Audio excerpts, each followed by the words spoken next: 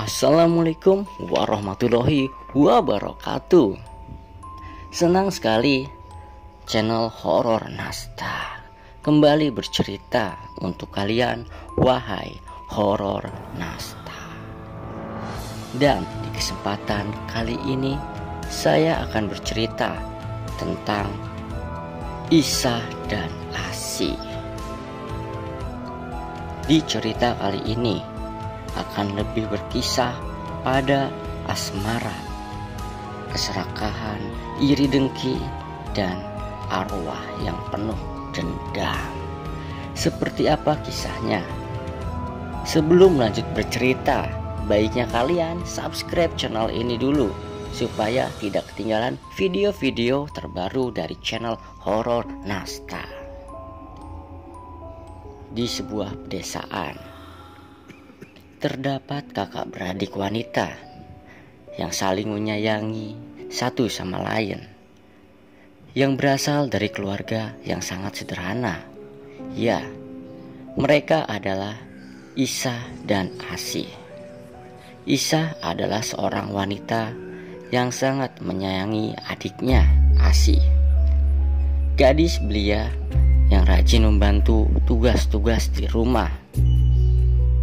Di suatu hari, Isah baru saja datang dari pasar setelah berjualan, dan Asih tengah sedang memasak di dapur. Dan mereka pun asik bercengkrama. "Oh ya mbak, aku hari ini masak masakan spesial loh," ucap Asih. "Wah, tumben, ada apaan nih?" tanya Isah heran. "Jadi nanti malam pacarku Mas Kuswara mau datang ke rumah untuk bersilaturahmi," terang Asih. "Wah, pantas aja kamu hari ini semangat," kata Asih sambil beranjak ke tempat tidur untuk beristirahat. Dan malam hari pun tiba. Kuswara, seorang pria tampan dan mapan, seorang pria yang dicintai dan disayangi oleh Asih, tiba di rumah. Mereka tampak asik dan sangat menikmati hidangan makanan buatan Asih. Namun, hal aneh menyelimuti hati dan mata Kuswara ketika untuk pertama kali melihat kakak Asih, yaitu Isah. Rupanya Kuswara tertarik dan terpincut oleh kecantikan dari Isah. Seusai makan malam bersama dan bercengkrama, Kuswara pun pamit pulang karena waktu sudah hampir larut malam. "Aku pulang dulu ya, nanti besok aku kemari lagi," kata Kuswara. "Iya mas, hati-hati di jalan dan jangan lupa janjimu besok mari lagi ya," kata Asih. Dan tibalah keesokan malamnya. Kuswara pun menepati janji untuk datang kembali. "Sebentar ya mas, aku buatkan kopi dulu," kata Asih.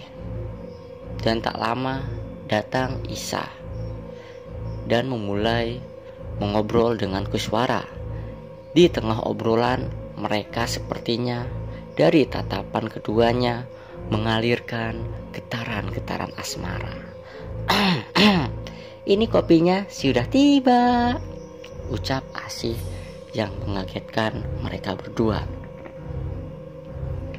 Hari berganti hari, dan semenjak malam itu hubungan Kuswara dan Asih nampak berkurang, dan Kuswara nampak lebih sering berkunjung ke rumahnya meski Asih saat tak ada di rumahnya. Kecurigaan Asih pun terjawab saat Asih memergoki Isah dan Kuswara tengah bermesraan di lapak jualan Isah di pasar. Oh, jadi kalian seperti ini. Kenapa kalian tidak bilang?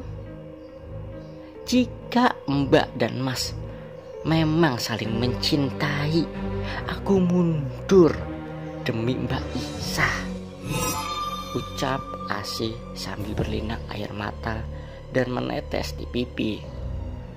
Seolah kejadian itu memang Kuswara dan Isa memadu kasih, dan Asih pun benar sudah merelakannya. Hingga di suatu malam, Isa mendengar obrolan dari Isa dan ayahnya jika Kuswara secepatnya ingin menikahi Isa.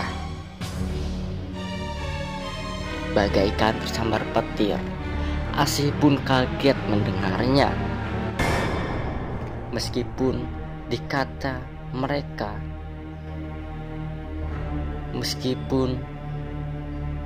Asih dikata sudah merelakan mereka, namun hanya di mulut saja, namun tidak pada hatinya.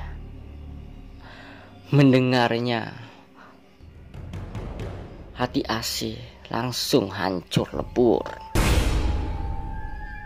Di malam hari sebelum tidur, Asih berkata kepada Isa, "Mbak, ku dengar katanya Mbak mau menikah dengan Mas Kuswara." Tanya Asih. "Iya, semoga lancar ya," penjelasan Isa. "Walah, kalau gitu aku harus masak enak besok. Mbak, besok bantu aku mencari rempah-rempah ya di kebun," ajak Asih, dan Isa pun mengiyakan. Keesokan harinya, mereka berdua pergi ke kebun di dekat hutan untuk mencari rempah-rempah. Dan ternyata ini adalah hanya alasan Asih saja untuk merencanakan menggagalkan pernikahan Isah dan Kuswara. Ketika Isah sedang mengambil rempah, nampak Asih menusuk leher Isah dengan pisau tajam yang ia bawa untuk mencari rempah. "Mbak, sebenarnya dari awal aku tidak merelakan Mbak merebut Mas Kuswara dari aku. Hati ini sakit, Mbak, dan terlebih hancur hati ini mendengar Mbak akan menikah dengan Mas Kuswara. Jika aku tidak menikah, jika aku tidak bisa memiliki Mas Kuswara, Mbak pun harus tidak bisa," ucap Asih penuh amarah. "Setan, iblis apa yang merasukimu, Asih, hingga kamu lakukan ini terhadapku? Ternyata kamu jahat. Aku pergi bukan karena keinginanku dan harus meninggalkan kebahagiaanku yang akan aku dapatkan. Aku tidak ridho, Asih. Aku tidak ridho," ucap Isa sebelum dia benar-benar meninggal. Dengan kondisi pisau tertancap di leher dan darah yang mengalir deras keluar, Asih menyeret tubuh Isa dan melemparkannya ke jurang yang dalam. Semakin hari, semakin orang-orang bertanya-tanya, kemana Isa? Ada anggapan bahwa Isa pergi ke luar negeri untuk menjadi TKW, karena memang sedari dulu itu keinginan dari Isa. Di tempat lain, Mbok Inun adalah dukun yang cukup terkenal di daerah tersebut. Mbok Inun mencium arwah penasaran yang penuh dendam dan amarah. Mbok Inun melakukan ritual untuk bisa berkomunikasi dengan arwah tersebut. Dok, kenapa kamu seperti ini? Ceritalah, ucap Mbok Inun. Dan tak lama terdengar suara samar-samar. Aku tak terima, aku tak ridho, dan aku ingin balas dendam dengan seorang yang membunuhku. Tapi aku tidak bisa, ucap arwah tersebut, yang ternyata adalah arwah dari Isa.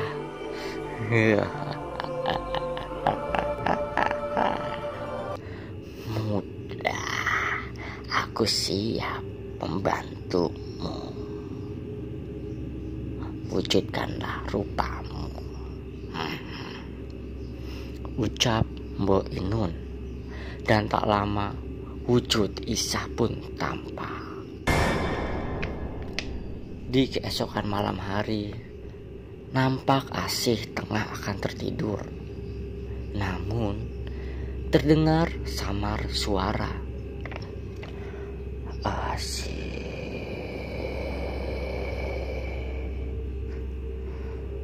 Asih, nyawa harus dibayar nyawa. Nyawa harus dibayar nyawa. Aku tidak akan ridho. Aku akan balas dendam. Dan sontak Asih pun terperanjat dan terkejut akan suara tersebut, antara sadar dan setengah tidur. Di tengah rasa takut, jendela kamar pun terdengar ada yang mengetuk. Namun Asih hanya terdiam saja karena ketakutan yang teramat sangat. Dan suara itu pun terdengar kembali. Asih, Asih,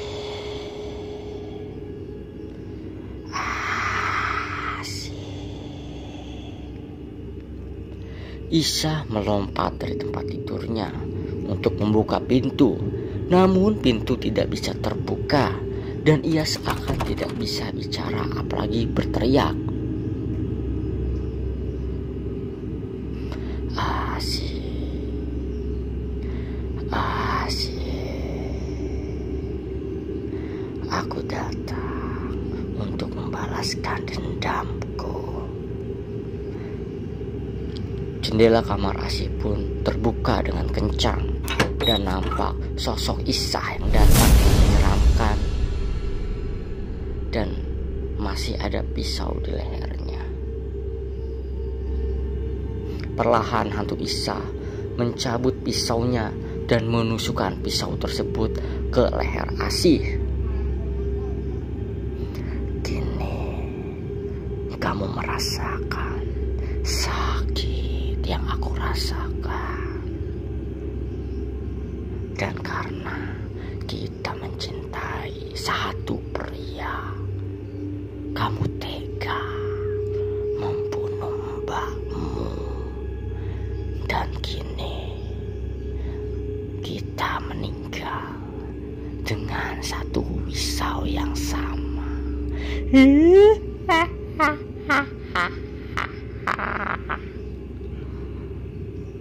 Ucap Asih di akhir tawa yang melengking. Dan di tempat Mbok Inun tengah ritual, nampaknya ruh Isa yang penuh dendam dan amarah dimanfaatkan oleh Mbak Inun untuk menyempurnakan ilmunya dan untuk menjadikan Mbok Inun menjadi dukun yang sakti. Apakah ada kelanjutan dari kisah dukun Mbak Inun? Ikuti terus channel Horor Nasta dengan cara subscribe agar tidak ketinggalan video-video selanjutnya. Terima kasih banyak sudah menyaksikan sampai akhir. Nama saya Sueb Sunarto dan akhir kata wassalamualaikum warahmatullahi wabarakatuh.